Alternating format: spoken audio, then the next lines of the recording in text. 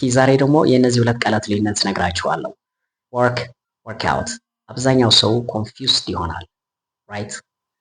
የመጀመሪያው ቃል ወርክ ነው። ወርክ ማለት መስራት፣ ወርክ መስራት። ሁለተኛ ወርክ ትርጉም ደግሞ የስራ ቦታ ወርክ ይባላል ራይት። በኤግዛምፕል እያንዳንዱ አሳያቸዋል። የመጀመሪያ አይ ወርክ የሚል ከሆነ እኔ እሰራለሁ ለማለት አይ ወርክ በሉ። አይ ወርክ። አንዳንድ ተማሪ ደግሞ አይ አም ወርክ ይላል።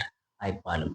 አይ ወርክ ዊዝ ወርክ አም አይሄድም። ቨርብ ቱ ቢ አይሄድም። አይ ወርክ ሁሌ እሰራለሁ ለማለት አይ ኦልዌይስ ወርክ ኦር አይ ወርክ ኤቭሪ ዴይ።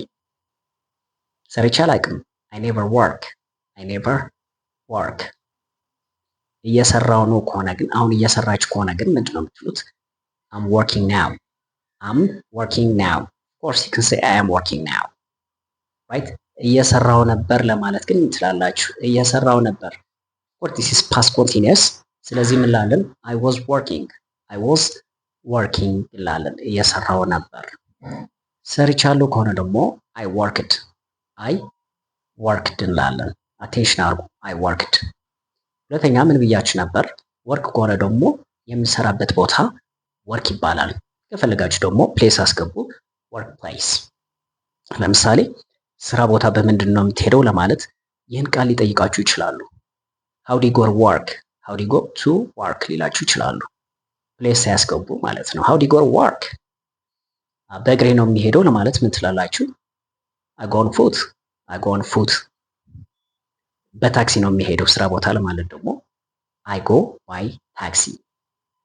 በራሴ መኪና ነው የሚሄደው ለማለት አይ ጎ ባይ ማይ ካር ተውትና አይ ድራይቭ ማይ ካር፣ አይ ድራይቭ ማይ ካር። ስለዚህ ወርክ ከሆነ ወርክ ፕሌስም ነው ማለት ነው። ሁለተኛ ቃል የምናየው ወርክ አውት። ወርክ አውት ሚንስ ዱዊንግ ፊዚካል ኤክሰርሳይዝ።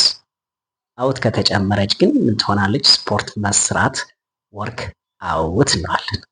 ለምሳሌ ስፖርት ሰራለሁ ለማለት you can say I work out, I work out። ስፖርት ሰርቻለሁ ለማለት ደግሞ ወርክ የነበረው ኦፍ ኮርስ ሬጉላር ቨርብስ ናቸው ኢዲ ጨምሩ I work it out። ስፖርት ሰርቻለሁ ለማለት I work it out። ስፖርት እየሰራሁኝ ነው ከሆነስ I am working out፣ I am working out። ስፖርት ሰርቼ አላውቅም I never work out፣ I never work out። ስፖርት ሰራለህ፣ ስፖርት ሰሪያለሽ፣ ስፖርት ሰራላችሁ ለማለት do you work out፣ do you work out። ስፖርት ሰርተሃል፣ ስፖርት ሰርተሻል ለማለት ዱ የነበረው ዲድ ማስገባት ነው። did you work out፣ did you work out። አይ እኔ ስፖርት ሰርቼ አላውቅም ለማለት I never work out፣ I never work out። ስፖርት መስራት እወዳለሁ ለማለት I like working out፣ I like working out። Thanks for watching. I'll see you next time.